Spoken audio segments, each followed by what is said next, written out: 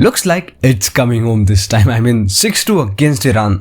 That's a dream start. That's a perfect start for any team. And England would be really happy because their young lads, Bellingham, Bukayo Saka, Declan Rice, Jack Grealish are really firing right now. And right now it seems like they have a hell lot of an attacking options. The flexibility that this squad brings with them is something to talk about, because today with the back four of John Stones, Harry Maguire, who had an excellent game to be honest, the right back Kieran Trippier, who was amazing. The conventional fullback, if you talk about conventional fullback, you have to talk about this guy, Kieran Trippier. What a performance he had put today against Iran. And also the left back Luke Shaw, key player for England in terms of attacking threat. But first of all, we have to talk about Harry Maguire, because with this England team, he looks like a different gravy.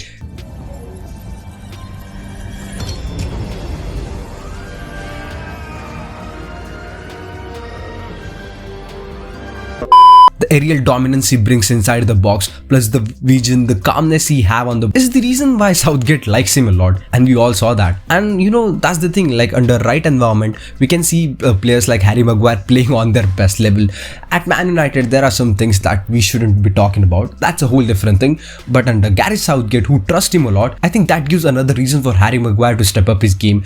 And as usual, again, he's a key player. I'm telling you again, he's a key player for this England squad. Yeah, in the predictions, I doubted him. But still, same as these fans who took the banner into the game, I have been proven wrong. But talking about England's formation with the back three, we often have seen Gareth Southgate is a little pragmatic coach. But today, he was completely different. His tactics were completely attacking. And we have to give credit for that to him. This is the best. This is the best formation, I think, for England, because it shows a lot of attacking side of this talented team. Because in today's formation, which was basically with the back four, and it was purely choose due to the Iran's tactics, because England knew that they are gonna park the bus, and that's why this allowed England to show their attacking quality. Because with back four, their fullbacks Kieran Trippier and Luke Shaw were really had that freedom to join the attack and combine well with the wingers, especially the two number 8s, Mason Mount and Jude Bellingham. In midfield, the Bellingham Rice duo seems to be the perfect one, because with Declan Rice as playing as a strictly defensive midfielder, this allows Jude Bellingham to have more of a freedom. And in this free role, we saw one heck of a performance from him. And to be honest, both on and off the ball, he offers pretty much all what you want from a box-to-box midfielder, acquiring those half spaces with Mason Mount, and sometimes he will drop deep, dragging the Iranian midfielders with him, creating that half spaces for Saka to push inside to allow Trippier to join attack and while maintaining that width. And this sort of sequence was happening on the both sides. Only on that left side, the number 8 was Mason Mount, who was combining well with Raheem Sterling and Luke Shaw. But especially that right side of the England looks far more lethal, and the reason for it's of course Bukayo Saka, because he provides you that calmness on the ball, and as we all know, he's very lethal in 1v1 situations. And to get him onto those 1v1 situations, a work of fullback is very important, because at Arsenal, Ben White complements him a lot, and in the same way today Trippier did the same thing, like making those underlapping runs and attracting Iranian players towards him, and that allowed Bukayo Saka to stay wide and mostly into 1v1 situations. But on the other side, Iran was awful. Even while parking the bus, conceding 6 goals, it's close to crime. Their low block, their 4-1-4-1 formation, nothing worked today. And it's like very sad to say that another dreadful performance from Asian team at the World Cup. Because having just like 83 passes up to until those 60 minutes, and this is awful. This is literally awful. Like, you just cannot play even the ball. You cannot even get the ball, and that puts a lot of question on the Asian football. I do hope now South Korea and Japan do play well, at least far more better than this Qatar and Iran. But for now, it all looks good for England, and especially Gareth Southgate, who have become the only English manager to win 9 games at major international tournaments. It's quite a big achievement, and to be honest, I really like the way Gareth Southgate approached this game, showing that attacking quality of this side. I do hope he stays with this formation, because this is the formation that could bring out the best from most of the players. Talking about our next game, which was between Netherlands and Senegal from the Group A. Well, finally, after watching it, I felt like it was a perfect game of football. Finally, we got to see into this World Cup, because it was completely a 50-50 game, and it turned stuff up till 90 minutes. And to be honest, Senegal had far more better chances, but still they didn't make the most out of it. Still, at the first half, I have to talk about this chance. Frankie de Jong was 1v1 against goalkeeper. Shoot it first time, dude. Just shoot it first time. And that's the only complaint I have with this guy.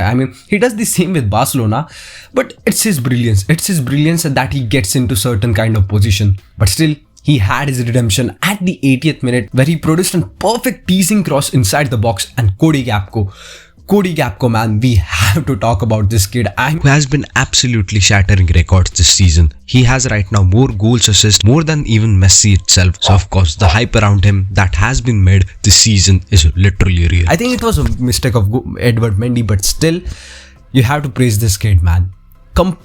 Complete baller, to be honest. Like it was a missing piece of this Dutch national side. Like even without Memphis Depay, he's the man who can create something out of nothing. But still, I think Netherlands could have done better, because from Bengal's team, you expect them to dominate.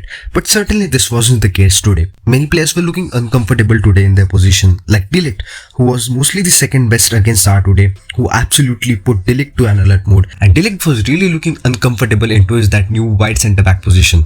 And also the midfield two of De Jong and Bergwijn in that 3-4-3 formation doesn't work, because Bergwijn is the one who was getting more involved into the attack and not Frankie De Jong, and that shouldn't be happening, because you have to put Frankie De Jong forward. The change in the second half when Cooper Myers came in for Bergwijn, this finally allowed De Jong to join attack more. And finally, at the injury time, to put cherry on top, Klaassen made it 2-0 and put the game into the bed for Netherlands. And Group A now looks like we have two table toppers, Ecuador and Netherlands. And Qatar, of course, I don't think so. After their last performance, they won't be able to compete for that second spot. So of course, the battle between these three big teams, Ecuador, Senegal and Netherlands, is gonna be interesting. Who will be the runner-up and who will top this group? And the last game of the day was an exciting one, which was between US and Wales. And to be honest, it was a game of two halves, where in the first half, soccer took over, and in the second half, it was golf that took over. You know what I mean? But anyway, in the first half, US got into the lead through Timothy, and in the second half, I think from the start of second half, Wales showed a great fight back, and finally they got a penalty, and it was scored by whom? None other than Gareth Bale.